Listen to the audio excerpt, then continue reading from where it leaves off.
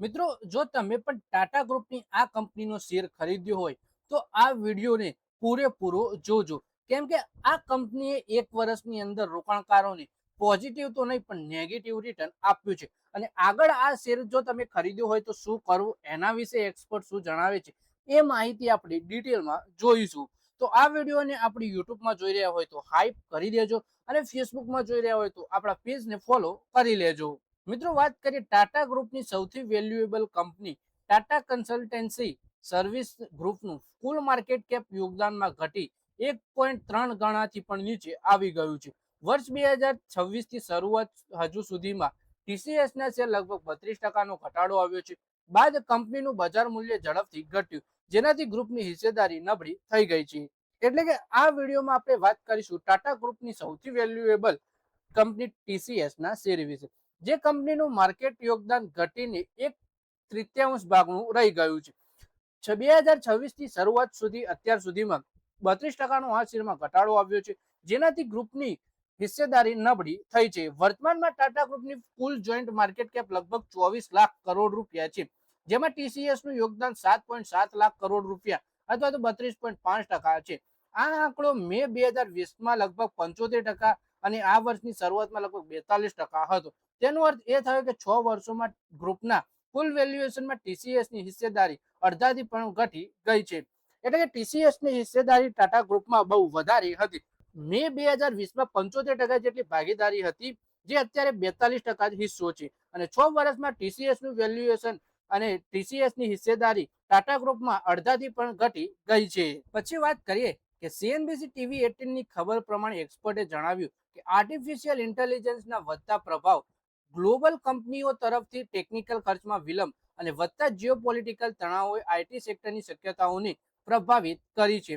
આ કારણોથી ભારતીય આઈટી કંપનીઓને તરફ રોકાણકારોનું વલણ નબળું થયું છે, જેની સૌથી મોટી અસર ટીસીએસ પર જોવા મળી છે.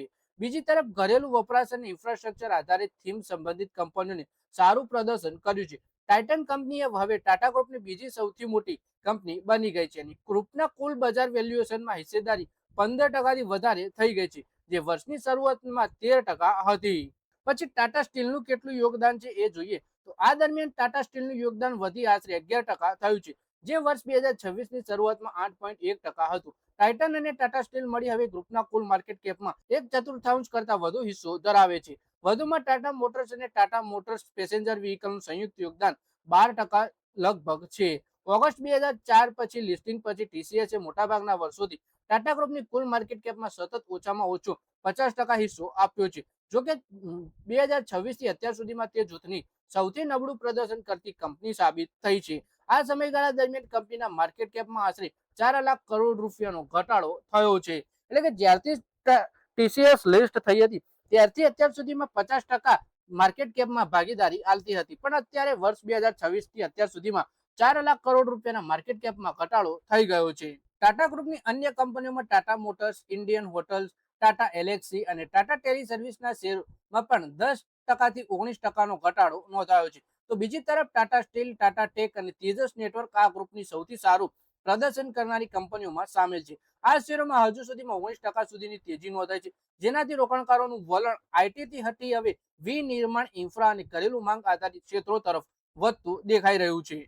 તો મિત્રો, આ વિડીયોમાં વાત કરીએ આપણે ટીસીએસના શેર વિશે, જેમાં વાત કરીએ આપણે કે ટાટા ગ્રુપની અંદર કંપનીનો જે હિસ્સેદારી હતી એ અત્યારે ઘટીને અડધાથી પણ ઓછી થઈ ગઈ છે. કેમ કે પહેલા મે 2020માં 75% જેટલું યોગદાન કંપની ટાટા ગ્રુપની અંદર આપતી હતી, જે અત્યારે 42% સુધી આવી ગઈ છે. એટલે કે 6 વર્ષમાં કુલ વેલ્યુએશનમાં ટીસીએસની હિસ્સેદારી અડધાથી પણ ઘટી ગઈ છે. આ વર્ષે અત્યાર સુધીમાં શેરમાં પણ 32%નો ઘટાડો જોવા મળ્યો છે. તો મિત્રો, આ વિડીયોમાં બસ આટલું જ. હવે મળીએ આવનારા વિડીયોમાં. ત્યાં સુધી વિડીયોમાં લાઈક કરો, કોમેન્ટ કરો અને વિડીયો પોતાના મિત્રો સાથે ફેસબુક, ઇન્સ્ટાગ્રામ, વોટ્સએપ બધી જગ્યાએ શેર કરો. શેર બજારની આવી જ માહિતી ગુજરાતીમાં જોવા માટે તમે ચેનલને સબસ્ક્રાઇબ કરી ઘંટડી દબાવી દેજો અને આપણા ફેસબુક પેજને પણ ફોલો કરી લેજો.